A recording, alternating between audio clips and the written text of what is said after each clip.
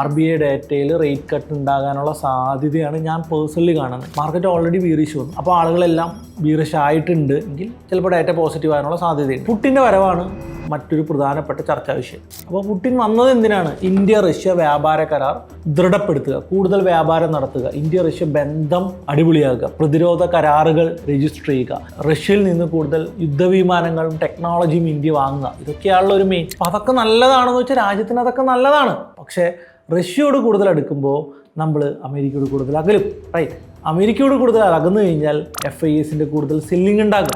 IT pharma സെക്ടേഴ്സിൽ selling ഉണ്ടാകും. അപ്പോൾ ഞാൻ ഇതിനു മുമ്പ് പറഞ്ഞിട്ടുണ്ട്, റഷ്യയോട് അടുക്കാതെയും അമേരിക്കയോട് അകലാതെയും ഇതിൻ്റെ ഇടയിലുള്ളൊരു നൂൽപ്പാലം കളി വേണം ഇന്ത്യ കളിക്കാനായിട്ട്. അത് എത്രമാത്രം പോസിബിൾ ആകും എന്നറിയത്തില്ല. കാരണം 2-3 വർഷമായിട്ട് റഷ്യ ഉക്രൈൻ വാർ തുടങ്ങിയ അന്ന് മുതൽ നമുക്ക് വിലക്കുറവിന് പെട്രോൾ കിട്ടിയത് ലാഭകരമാണ് എന്നുള്ളതിൽ തെറ്റൊന്നുമില്ല.